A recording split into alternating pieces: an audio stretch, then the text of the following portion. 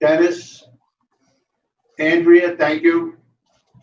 Any questions? All in favor? Aye. Pass.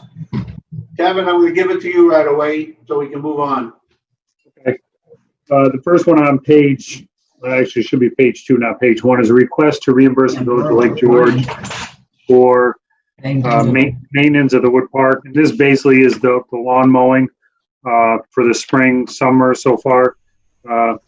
We've talked with the mayor to keep the attendance as minimal as possible because we don't have the event there. So we've kept it closed. They haven't had to come there kind of every day of the week like they used to. I think they've been only doing on an average of about 3 days per week.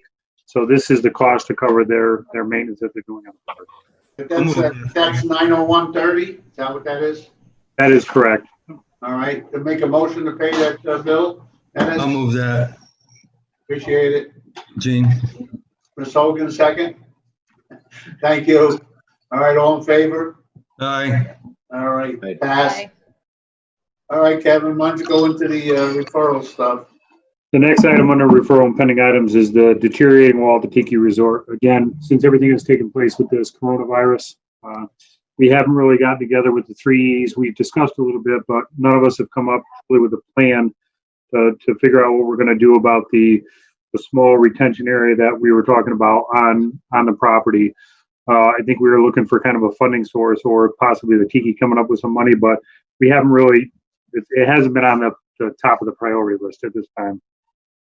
Yeah, Kevin, I think that I know that the fund, I've talked to them, they're willing to participate. Starting at the northern border of the Tiki and that low retaining wall that's fallen over. Start in that area, rebuild it, fill and make a little basin in there so we can do some like pre-treatment at least or primary treatment, and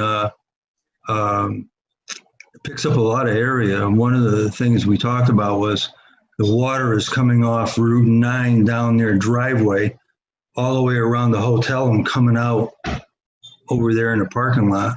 He's got an area where I think if we could find some money to encourage him to put in a curtain drain in his driveway, where his sign is a big basin kind of area there. I think he could divert it in there and solve a lot of the problem. And we'll probably get a better chance of looking at it sometime soon because we're going to start doing some maintenance to the wetlands latter part of the summer. Some of the cattails and cleaning out that ditch area with soil and water. So it'll be a good time for us to get a good look at it then. Yeah, let me know. I'd be glad to come over. Okay. It looks like then we're going to put it off until the fall a little bit. Probably late August, early September. All right. Dennis, thank you for your help on that. Appreciate it. No problem. It's a problem that can be fixed. Yep. Is the mayor on? Is the mayor on with us? No. No? He did get an invitation, but he's not here. All right, Kevin, you want to speak about the festival space? Yeah. So Keith and I were kind of tasked with going out and looking for hand sanitizing stations to put out there.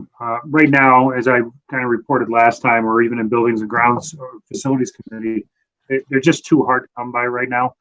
Most of the ones that are rental type units, every place that we've called, including the one that we have a contract with for all our porta potty, Stone Industries, we can't get them right now. They're just out of stock. They're purchasing others, but at this time we can't get them. Did you talk to John Carr? I believe we talked to John Carr too, and I'll reach out to Keith because we both kind of tag teamed at this. But as I explained earlier in Facilities Committee meeting, we're using the gallons of hand sanitizer that the state had provided us, and we're putting them throughout Wood Park, both on the south parcel as well as the other side, so that we do have something out there for individuals to use. The problem with the hand sanitizing stations like you see at the Balloon Fest is they hold a certain gallons of water and or soap. It has to be drained. If I purchase them, I don't have the ability to do that. If I rent them, then there's an added cost for them to continue to come up, but they don't have them in stock. So I think using the gallons that we receive from the state, putting them in these containers that are being made in buildings and grounds right now and putting them throughout the park. And we have the ability to kind of lock the gallon jugs in place. People can use them. They could damage them if they wanted to, but we can pull the lock off real quick, put a new gallon in, lock it back up, and we should be good to go. Good. Yeah, Kevin, I saw one of those, and I think that's an ingenious idea. So you might be able to take care of it that way. I just got word actually from my confidential assistant that the mayor is trying to connect. He just can't get in. He invited. He was invited. I don't see him up there yet. No, he hasn't made it to the waiting room. Tammy, if you're on, I don't think he has. He says he can't get a link or he can't get into it. All right.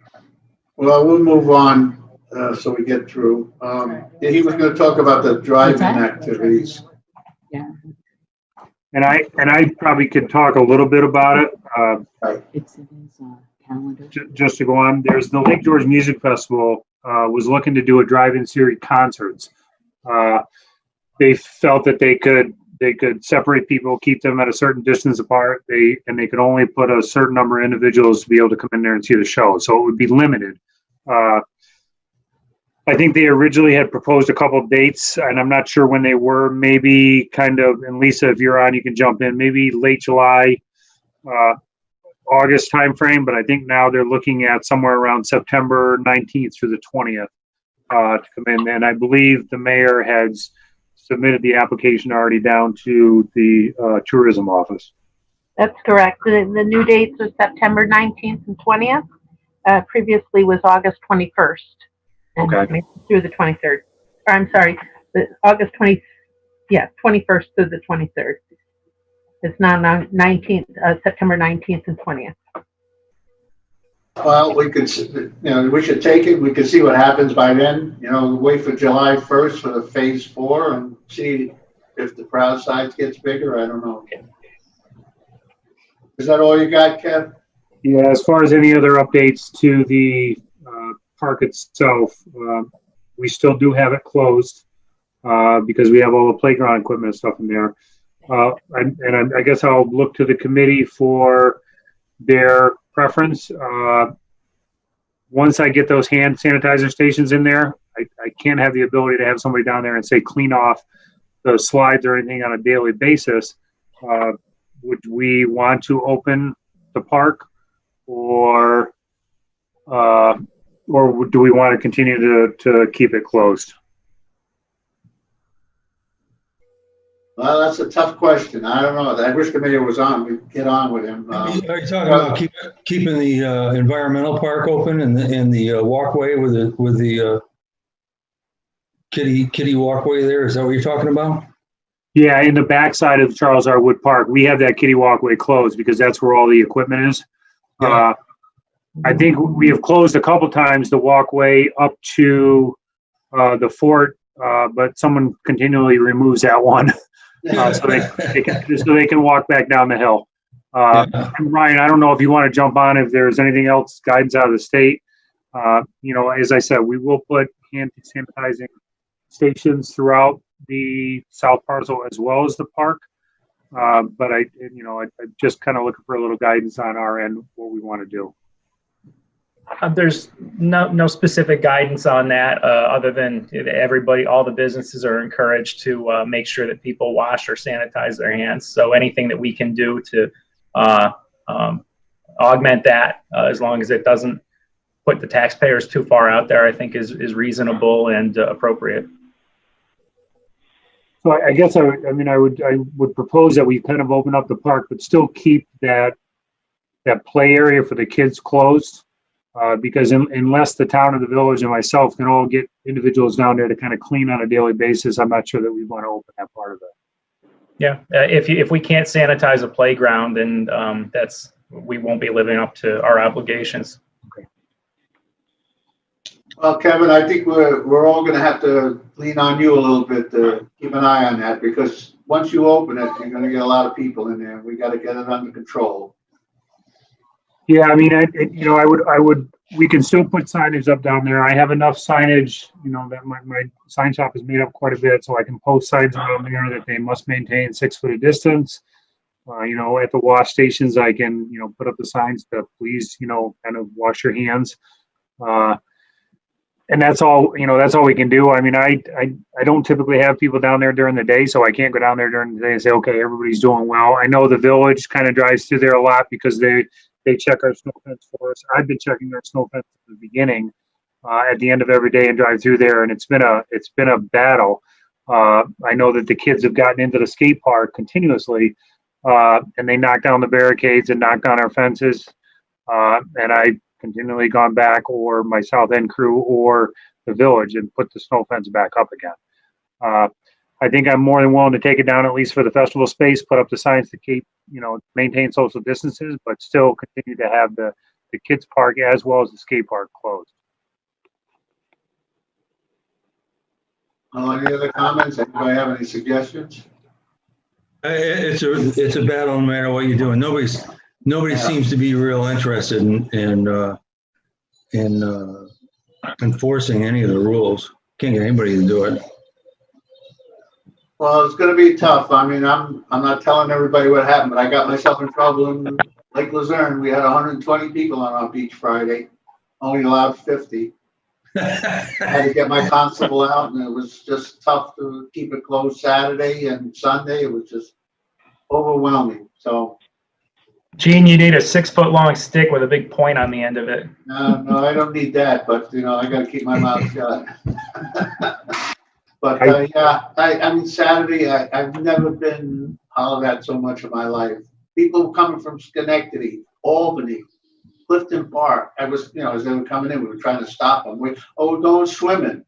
Now he just closed. What? And I'm asking where they're from, all over. It wasn't Lake Luzerne people. But so once you open that up, you better watch your beaches too, because it's going to be tough. It's going to be tough. We have the same problem in Lake George. It is an issue. We did close Usher's Park Beach. It's simply not big enough for any kind of social distancing. But well, I meant to speak to you on that, because a lot of people were saying they went to $1 Million Beach and they were clicking people in. They would say, well, we're full, come back in an hour or 2 hours. And somebody was sending them to Lake Luzerne. And I said, how do you get down? They won't let us on $1 Million Beach. They told us to come down here. I said, oh my God. I put up signs and told them go to Bolton. They called Ron and told them that. Yeah. All right, Kevin. I mean, I guess the thought is, if we do it, we have to be careful, and if it gets out of hand, we have to shut it. Close it back down. Yep. I think the mayor's on now. I see his number popped up, so I think the mayor is on. Yeah, I'm here. Mr. Mayor, you on? Yes, I'm here. Can you hear me? Yes. Okay. We're looking for your guidance. Sorry.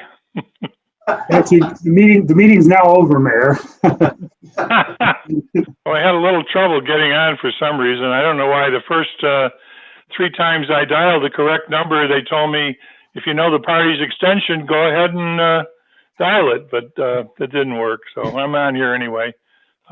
When you come to me, let me know. Yeah. All right. Mr. Mayor, you want to make any comments on the drive-in part, the activity? Well, I do want to tell the board that we booked yesterday, and some applications Leisha should have there, but the concept of the drive-ins, I just got off the phone today with Proctor's, and they're all set for, and they'll be sending their money in immediately. They're going to do a drive-in concerts on Thursday evenings throughout the summer.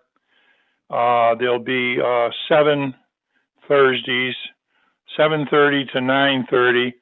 And what they do is they theme the music to a movie. So they'll show American Graffiti, and then they'll have a band that goes along with it. They'll do The Little Mermaid. and they'll have a band that'll play the music. They'll do the Lion King. They're going to do the Lion King, and they'll have a band that'll play the score from the Lion King. So it should be a very diversified program. They're going to charge $25 a car, and they've already predicted that they're going to sell out the first few weeks. So we gave them occupancy tax yesterday to assist them, and they called today and said that they'll be sending in their check. Also, the Lake George Music Festival, which was scheduled for the last week in August, has agreed to move to September 18th, 19th, and 20th. That would have been the weekend that the Balloon Festival would have been in town. He's agreed to do 3 days of music with the young musicians. It's been a great event for Saratoga, so we'll have that. We actually are booked solid for September. Dave Emons canceled his Fens Up, which we knew, but he's booked the big band into July 31st and August 1st. So we'll be booked from the end of that last weekend in August. Also, I'm meeting with a gentleman tomorrow on site. He ran the very large craft show in Burlington, Vermont for the last 11 years. The governor of Vermont has banned craft shows. We have a safety plan in place. He's claiming that he can do a craft show safely with the proper spacing, same as we do the farmers markets. And he's coming up to look at Festival Commons tomorrow to see if he can fit his craft show, which he believes he can in there. And he's looking at August 7th, 8th, and 9th. And then I met with another group today. Froggy, the radio station, wants to do a Come Together Safely musical, August 21st and 22nd. We just gave them the application today. We went over the festival space. They'll be sending in the application with their money directly to Lisa in hopes that they'll be able to do that concert on the 21st and 22nd. Also met with the car show people last Saturday, and they're still hopeful that they're going to be able to put their show on as scheduled. Everyone, of course, is waiting to see what happens, I think, with Americade, which is going to take place the third week in July. So we're surprisingly getting some. Dave Eman's show is a drive-in show, which is being permitted by the governor, along with Proctor's, are all drive-in shows. So they should take place with no problems. We just have to get in there and lay out the spacing properly, and we're going to require that they have attendants on duty to park the cars so we get the proper spacing, and they also have to have adequate security to make sure that people remain in their cars during the show, except for getting to go to the bathroom. And they're going to be delivering food and beverages by them calling in, and they're coming to the cars with a golf cart. It's like they do on a golf course. So it sounds like we'll have a little more business than we thought at the beginning of the season. So long as we're able to do all of these events safely. That's all I have. Ms. Hogan, you got a question?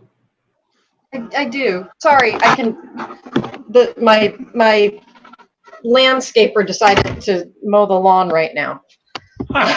So sorry, I'm having trouble hearing. But do we, for things like the Froggy event, are we still going to be restricted by gathering size? Well, that's what we don't know. We so far have had 3 cancellations because of that. So they know that when they submit their application that they're subject to being canceled, and they all know that. They know that if they put their deposit in, that they'll be entitled to receive it back so long as they're canceled because of the regulations. they're the end of August. That's the first real regular music event that we have. All the others are drive-ins. So we'll August 21st and 22nd. We should be able to do gatherings. Obviously, inside the festival commons, they can limit the crowd. So if it's let's say 50% capacity, they can do that there. So because it's all fenced in. So we'll hope we'll get the right guidelines, and we hope that some of these shows will be able to take place. Ryan, has that been discussed at all in the control room? Yeah, we discuss all the time hypothetically what the new unessential gathering limits might be. We never know when the timing is going to be where they loosen that up, and also we never know the number that they're going to loosen it to.